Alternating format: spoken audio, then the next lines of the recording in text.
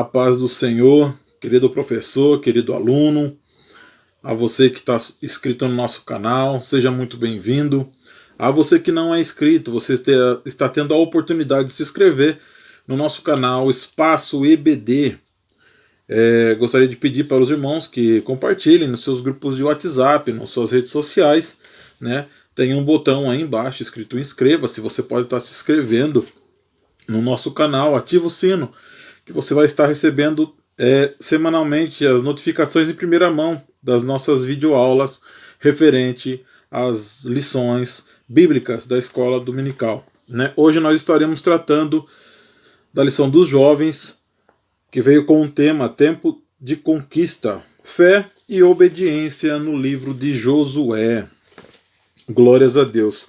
Nós estaremos hoje tratando da lição de número 8, com o dia 24/5/2020. O tema da nossa lição é a batalha contra Ai. O texto bíblico da nossa lição está lá em 2 Crônicas, capítulo 7, versículo 14, que diz assim: E se meu povo, que me chama pelo meu nome, se humilhar e orar, e buscar a minha face, e se converter dos seus maus caminhos, então eu ouvirei dos céus. Glórias a Deus, né? A síntese nossa diz assim: o pecado é o único homem fez, o pecado de um único homem fez que os hebreus experimentassem a derrota de Ai. Glórias a Deus. A nossa lição de hoje ela vem com 3 objetivos, ao qual eu e você iremos cumprir na sala de aula. Glórias a Deus. Refletir a respeito da derrota dos hebreus na luta contra Ai. Compreender o motivo que levou os hebreus à derrota. Conscientizar, olha que interessante, conscientizar a respeito do arrependimento e da restauração divina. Glórias a Deus, né? Indo para a nossa parte introdutória, nós iremos estar lendo a nossa introdução, que diz assim: a primeira batalha e a conquista dos hebreus da Terra Prometida foi na cidade de Jericó, no Vale do Jordão. Agora a guerra seria contra uma cidade-estado fortificada chamada Ai, um lugar de importância estratégica, pois controlava a rota principal de Gilgal, a região de Betel. Aos olhos dos hebreus seria uma batalha pequena, e por isso uma batalha. Josué reduziu o número de soldados para o combate. Entretanto, devido ao pecado de um homem, o povo não pôde resistir diante do inimigo. É o que veremos na lição de hoje.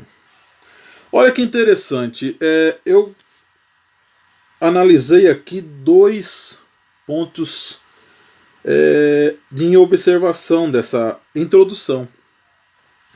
O primeiro ponto que eu achei nessa lição foi subestimar a batalha. Olha, queridos, não existe batalha pequena ou batalha grande. Batalha é batalha.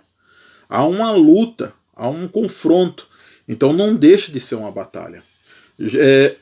O povo de Israel já errou a respeito disso, né? Seria uma batalha.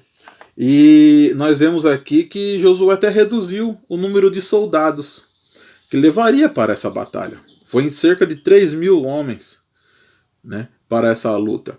E outra observação: o pecado. O nosso pecado nos pode levar ao fracasso, as nossas falhas, as nossas transgressões.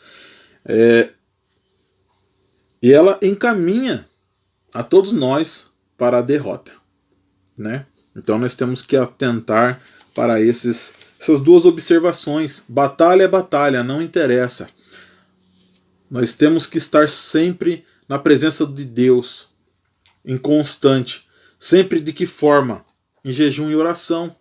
E revendo os nossos pecados, revendo as nossas condições, para que nós não sejamos levados ao fracasso.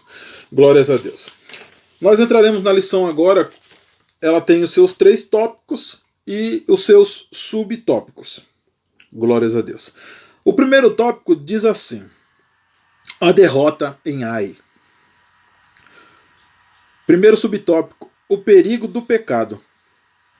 O triste episódio da tomada de Ai nos mostra que não há nada mais perigoso para o crente do que o pecado. A iniquidade nos afasta de Deus e faz com que fiquemos vulneráveis aos ataques do inimigo.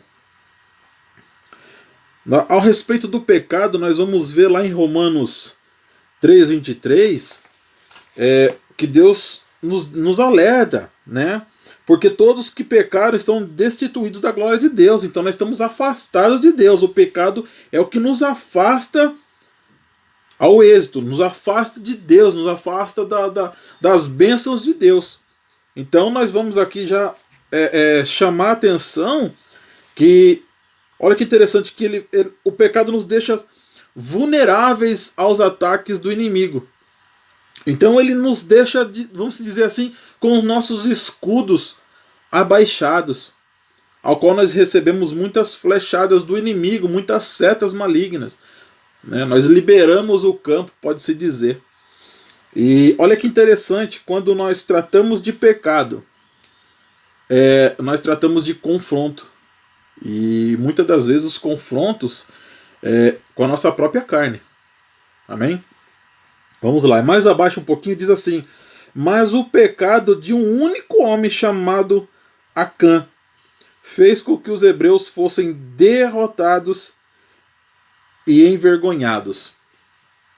Qual o pecado que Acã fez? Acã teve o pecado da cobiça, a desobediência, né? Acã, nós vamos ver mais na lição aqui, que Acã ele pega o ouro que, no caso, Deus tinha mandado ser destruído. Não tinha mandado ele pegar o ouro como forma de gratidão, como forma de reconhecimento da batalha. Senão Deus teria dado essa ordem a Josué. E ele pega esse ouro e fica para ele, esconde, né? E por causa desse erro, por causa desse pecado dele, todo o povo perece. Em quantidade de números, vamos dizer assim, de 3.000 homens, se morreram só 36. Então era um número pequeno, mas mesmo assim foi vergonhoso, porque eles estavam convictos que quando entrasse na batalha, haveria o êxito da batalha, haveria a vitória, independentemente de quantidade de soldado ou quantidade de pessoas que iriam morrer. A certeza que o povo de Israel tinha era que a vitória seria concedida. Mas mediante o pecado, não foi dessa maneira, né? Nós vemos aqui o pecado dele. Ele roubou as coisas destinadas à destruição, né? Ele roubou as coisas que eram destinadas, que estavam amaldiçoadas. Vamos se dizer bem assim. Segundo subtópico, o pecado de Acã. O pecado de um único homem acendeu a ira de Deus, e as consequências sobre Acã e sua família e todo o povo logo vieram. O pecado precisa ser tratado com graça e misericórdia, mas de forma imediata. É preciso que haja o arrependimento e a confissão para que Deus traga a misericórdia. Eu deixo como referência para os meus amigos aí, meus professores, os meus amigos professores, os alunos, né? Eu deixo aí lá Provérbios 28:13, que diz assim para nós a respeito da misericórdia do Senhor. É o que encobre as suas transgressões, nunca prosperará. Mas o que confessa e deixa, alcança a misericórdia, né? Como a nossa lição está dizendo aqui, se nós confessarmos, né? Se nós pedimos, vamos dizer assim, perdão pelos nossos pecados, alcançaremos a misericórdia. Glórias a Deus. E olha que interessante, se nós confessarmos o nosso pecado, ele é justo e fiel ao ponto de nos perdoar, ao ponto de nos ter misericórdia. Né? Nós vamos ver lá na leitura de 1 João, do capítulo 1, versículo 9. Né? Nós vamos ver que ele está falando isso, ele é justo e fiel ao ponto de perdoar, se nós confessarmos o nosso pecado. Mais abaixo nós vamos ler assim: o Senhor, que é santo, não pode abençoar um povo obstinado e que se recusa a tirar o pecado do seu meio. Então, Deus não obriga você. Deus não obrigou o povo, né, a retirar a cobiça do meio deles. Deixou por conta própria. É o tal do livre-arbítrio, ao qual eu e você nós temos. Nós podemos escolher o que é certo e o que é errado. Eu e você nós podemos escolher qual vai ser o nosso próximo passo da nossa vida. Se eu quero fazer o bem ou se eu quero fazer o mal. Né? Glórias a Deus por isso, mas nós temos que ter ciência que Deus não tem nada a ver com nossas escolhas. Ele deixa nós escolhermos, mas as consequências das nossas escolhas, essa não pode passar. Amém? Terceiro subtópico, uma derrota. Os israelitas sofreram um golpe significativo. E agora o medo e a dúvida e a apreensão substituem a alegria decorrente da batalha contra Jericó. Por outro lado, os inimigos que até então esperavam ser derrotados celebram a vitória. Nós vamos ver aqui nessa leitura algo bem interessante. Ninguém quer perder. Ninguém quer experimentar o gosto da derrota.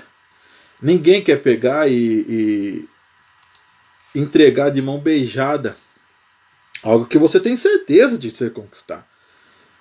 Ninguém quer entregar a alguém algo que você já tem certeza de que já é seu. Porque foi feita a promessa, foi feita uma aliança, foi feito algo comprometedor, que garantia, um selo que garantiu a sua vitória.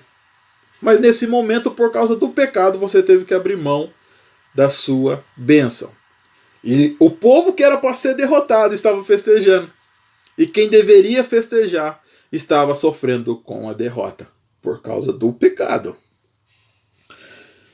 Nós temos que ter ciência que quando nós vivemos o tempo da graça,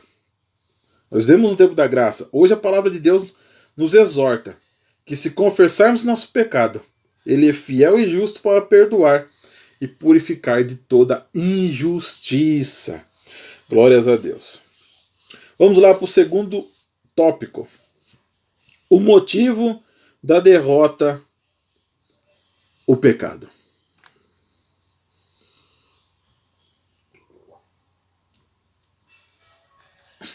Glórias a Deus. Primeiro subtópico diz assim: a reação de Josué diante da derrota. Diante do vexame da derrota, Josué rasgou suas vestes, prostrou-se diante do Senhor e disse: Ah, Senhor Jeová, por que com efeito fizeste passar a este povo o Jordão, para nos dares as mãos dos amorreus, para nos fazerem perecer? Mais para baixo um pouquinho ele diz assim: é curioso como algumas pessoas que enfrentam a derrota se tornam murmuradoras e colocam a culpa do fracasso sobre o Senhor. É interessante. Eu gostei dessa leitura aqui porque isso acontece comigo e com você diariamente. Quando nós temos êxito, nós lembramos de que valeu a pena o esforço, valeu a pena a luta. Mas quando nós perecemos, aí nós vamos questionar: por que Deus? O Senhor não estava comigo? O Senhor não estava na frente da peleja? O Senhor não estava na frente da batalha? Começamos a indagar. Assim foi Adão, lá em Gênesis, quando a mulher traz o fruto e dá para ele comer. E quando ele desperta daquela situação, ele vê que ele errou. Quando aparece Deus para conversar com ele, ele fala: foi a mulher que tu me deste. Olha que interessante. Então, nós sempre achamos uma desculpa para passar da nossa culpa. Passar a nossa culpa para alguém. E nesse caso aqui, Josué, ele começou a murmurar. E foi isso que nós vimos na história de Moisés, a mesma coisa, o povo murmurando contra Deus. Murmurando contra as coisas que Deus estava fazendo para ele. E assim Josué cometeu o mesmo erro, devido ao erro de um homem, que era Acã, né? E ele pega e comete o mesmo erro agora. Só que agora o erro da murmuração, ele começa a murmurar, né? E a gente vai estar lendo aqui uma referência para nós que não está na lição, mas é uma referência boa, que está lá em Lamentações, capítulo 3, versículo 39, que diz assim: de que se queixa, pois, o homem vivente? Queixe-se cada um dos seus pecados. Então eu posso só reclamar de mim mesmo por eu ter errado. Eu posso questionar a mim mesmo onde foi que eu errei. Eu não posso estar passando a minha culpa do erro para outra pessoa. Olha, foi fulano que errou. Eu tenho que ter o reconhecimento de que eu errei e que eu tenho que confessar o meu erro para que eu atinja o êxito da minha luta, da minha conquista. Para que eu venha continuar a ter êxito na minha vida. Né? Glórias a Deus, é interessante. São pequenos pontos aqui que nós, se nós se aprofundarmos na lição, nós vamos longe. Nós vamos longe na lição. Né? Então nós temos que se atentar a muitos pontos aqui que é isso que nós achamos. Né? A questão de Adão, né? que culpa a Deus. É interessante isso. Vamos mais abaixo. Deus jamais se equivoca em seus juízos, ainda que seja difícil compreendê-los. Nós temos que ter atenção nisso. Temos que atentar a algo aqui nesse finalzinho da nossa lição, de que por mais que o erro aconteça nas nossas vidas, nós temos que ter certeza que nada escapa do controle de Deus. Nós temos que discernir. Por isso que nós vemos desde o começo da lição falando os pontos principais das pessoas que estão escolhidas por Deus, que é eu e você. Nós temos que termos o discernimento, temos que ter sabedoria, temos que ter a ciência de quando erramos e pedimos perdão. Né? Nós temos que ter essa convicção aonde nós queremos chegar. E para onde que nós queremos chegar? Qual o caminho certo que devemos seguir? As orientações que nós devemos ter. Nós devemos estar sensíveis à voz de Deus e ouvir o que Deus quer para nós. Né? Segundo subtópico, Acã toma do anátema. Como disse antes, um pouquinho anterior, ele rouba, né, a riqueza do povo de Jericó, algo que Deus já tinha falado para ser destruído, destruir tudo e todos, ninguém pegar nada, porque na verdade Deus não tinha levado aquele povo ali para derrotar Jericó, derrubar as muralhas e o povo se beneficiar das riquezas, enriquecendo, né? Através da batalha, através da vitória, não era para aquele povo se enriquecer, era para eles continuar em busca da terra prometida. Não era para eles terem pegado nada. Então esse anátema é algo amaldiçoado, né? Algo maldito. Porque já tinha dado ordem para destruir, não era para pegar, era para destruir. Né? Então, esse foi o pecado de Acã. Deus fala com Josué dizendo que a derrota foi uma consequência da transgressão do povo. Havia um anátema no meio dos israelitas e que precisava ser retirado. Nós vamos lá agora para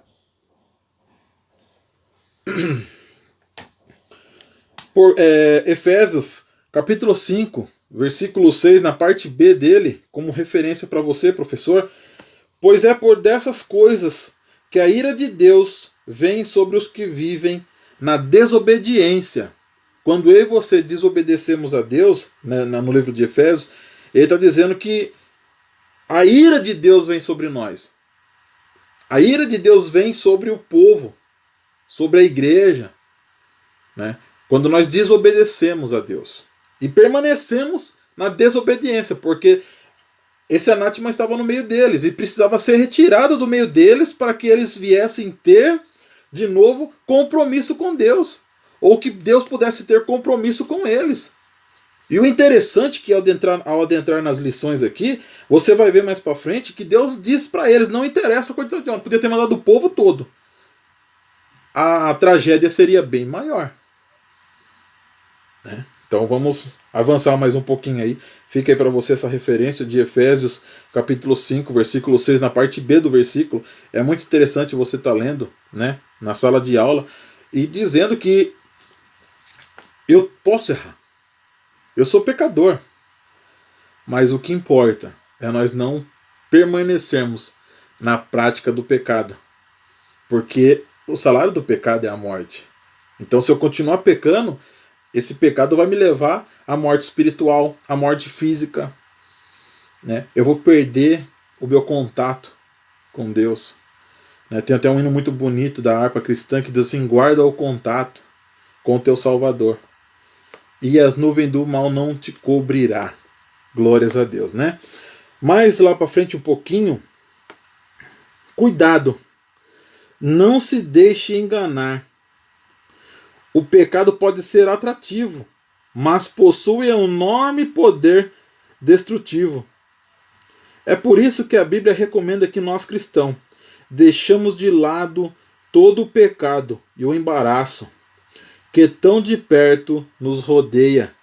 Né? Nós sabemos na Bíblia Sagrada que diz assim que o nosso adversário, nosso inimigo, está ao nosso derredor, feito um leão, pronto para nos tragar. Então ele nos rodeia. Né? E eu deixo aqui também outra referência, aqui, 1 Coríntios, capítulo 15, versículo 33, que diz assim: que não se deixe enganar nas más companhias que corrompem os bons costumes. Né? Eu tenho que estar atento, porque se algo me leva a errar, eu tenho que evitar estar perto desse erro. Se algo me leva a cometer pecado, eu tenho que estar longe desse algo que me leva ao pecado. Né? Isso que 1 Coríntios 15, 33 está me dizendo. Que não me deixe enganar nas más companhias que corrompem os bons costumes. Né? Se eu sei que é pecado, que ninguém me leve a pecar. Não é verdade? Se eu sei que é pecado, então que eu venha a fazer coisas certas. A Bíblia vai nos dizer: se seu olho te faz pecar, arranque e jogue fora. Mas não é para você arrancar ele. Mas o arrancar que a Bíblia nos ajuda a entender aqui é: mude a visão. Mude a visão, tire ela da reta, daquilo que está te fazendo pecar. Glórias a Deus, né? Vamos lá. Terceiro subtópico. A ira do Senhor se acendeu. Por causa do pecado de Acã, a ira do Senhor acendeu contra os filhos de Israel. Aquilo foi tão grave que, da mesma forma do Senhor, marcou um memorial na travessia do Jordão. Aquele instante é que o coração do povo se derreteu e se tornou em água. Outro memorial devia ser erguido no Vale de Acor. As consequências daquele erro ficaria para sempre na lembrança do povo. Interessante que quando ele fala aqui que a ira do Senhor se acendeu, nós vamos ver que quando a ira do Senhor se acende, não é que Deus fica irado conosco, mas a questão é que daí Deus deixa você fazer o que você quiser fazer. Né? E Deus viu que aquele povo só foi Deus deixar um pouquinho, eles já começaram a perecer. E Deus falou: olha, chamou Josué e conversou com Josué. E deu a ordem para tirarem aquele anátema do meio, se livrarem do pecado, que Deus restabeleceria com eles a aliança. E quando Deus restabeleceu a aliança com eles, eles automaticamente, né, começaram a fazer esse memorial, assim como eles fizeram lá no começo, né, da travessia, Ali em Gilgal, onde eles fizeram o seu acampamento, eles tiveram que levantar um memorial, né, em homenagem à travessia do Rio Jordão. E agora, de novo, outro memorial referente à reconciliação deles com Deus, a retirada do pecado. É interessante. Terceiro tópico. Deus entrega a cidade de Ai. O interessante aqui é que quando eles restabelecem a aliança, as conquistas começam a vir sobre eles novamente, né? Aí nós vamos ver agora que Deus já entrega para eles a cidade de Ai e já dá estratégia para eles como deve ser feita a tomada da cidade, né? Nós vamos ver agora aqui dentro dos seus subtópicos a estratégia que Deus já vai começar a passar para eles, já começa a mostrar para eles a forma certa de fazer, né? Vamos lá. Primeiro subtópico.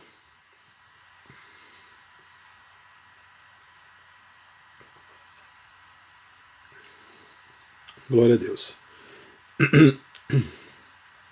Depois da derrota dos hebreus na conquista de Ai, os habitantes da cidade ficaram confiantes, porém os israelitas estavam tomados pelo medo. Mas Deus, mais uma vez, restaurou a fé do líder. Glórias a Deus, né? Dizendo que não temesse, nem se espantasse, porque ele tinha entregue a cidade inimiga nas suas mãos. Que maravilha, que maravilha. Olha para você ver agora que os soldados de Ai, o povo da cidade de Ai, estavam confiantes. E o povo hebreu estava temerosos, né? Por essa batalha agora. Eles não tinham mais aquela confiança como tinha antes. Então Deus gerou o temor no coração. Deus gerou aquele temor, dizendo que eu sou dependente, eu dependo da presença de Deus, eu dependo, então eu tenho que seguir o que Deus manda que eu faça. Aquele povo da cidade de Ai já estava todo festejando, como a gente viu um pouquinho mais atrás. E o povo de Israel já começou a ir mais temeroso. Mas Deus restabelece a fé no coração de Josué, no coração do líder, né? Isso daí deu ânimo para ele. Glórias a Deus. E Deus nos mostra que o Senhor nos concede uma oportunidade para que possamos recomeçar. Olha que interessante. É muito usado aquela fala que o cair é do homem e o levantar é de Deus. Mas eles usam muito essa frase para simplificar o pecado de alguém. Tá certo? Somos de carne e osso, nós podemos cair, né? E pedir perdão e se levantar, sim, sem problema. Mas nós não devemos ficarmos nos justificando sempre nisso. O cair é do homem, o levantar é de Deus. O cair é do homem, mas o levantar é de Deus. Eles usam essa tese, essa fala, né, embasado no Salmo 145, versículo 14, que diz assim: o Senhor sustenta a todos os que caem e levanta os abatidos. Nós temos que estar sempre em pé. Tanto é que a Bíblia nos exorta dizendo assim que aquele que está em pé, cuidado para que não caia. Nós temos que se atentarmos sempre para a palavra de Deus. O cair é do homem, o levantar é de Deus. Mas quem está de pé, cuidado para que não caia. É isso que quer dizer. Não é que se eu ficar caindo toda hora, Deus vai me levantar. Sim, vai me levantar. Porque Deus não quer ver ninguém no chão. Mas nós temos que atentar. É o que eu falei no começo, o livre-arbítrio. Eu posso me escolher ficar caindo toda hora em pecado, em contenda. Só que as consequências do meu pecado vai vir. As consequências, Deus me livra me perdoa do pecado, mas Ele não pode me livrar das consequências do meu pecado. Ele pode me livrar das minhas atribulações, daquela situação que eu estiver enfrentando. Mas Ele não pode me livrar das consequências do que eu fiz. Um exemplo bem simples aqui para nós, para eu poder voltar na nossa lição, é um ladrão. O ladrão ele pode roubar. Ele rouba e pode haver um arrependimento? Pode. Pode, no momento ali de uma execução, ou eu não sei, o policial for para matar, ou alguma coisa, ou qualquer coisa que aconteça com ele pode se arrepender. Ele pode pedir perdão e Deus vai arrepender, vai perdoar ele dos seus pecados, vai haver o arrependimento. Deus é justo e poderoso que possa perdoar, sim. Só que a consequência das atitudes dele, do erro dele, da escolha dele, Deus não pode livrá-lo. Deus não pode livrar ninguém das suas consequências. Ele pode livrar nós dos nossos erros, nos perdoando. Mas a consequência dos nossos erros, ele não pode nos livrar, porque foi escolha minha, foi escolha sua. Amém? Nós vamos agora aqui para o segundo subtópico. A estratégia de Deus. Glórias a Deus. A estratégia de Deus é diversificada. Na batalha contra Jericó, Deus tinha estabelecido uma estratégia de guerra, envolvendo os sacerdotes e a arca do concerto, e outros tocando as trombetas. Mas agora seria bem diferente. Os despojos poderiam ser saqueados pelo povo.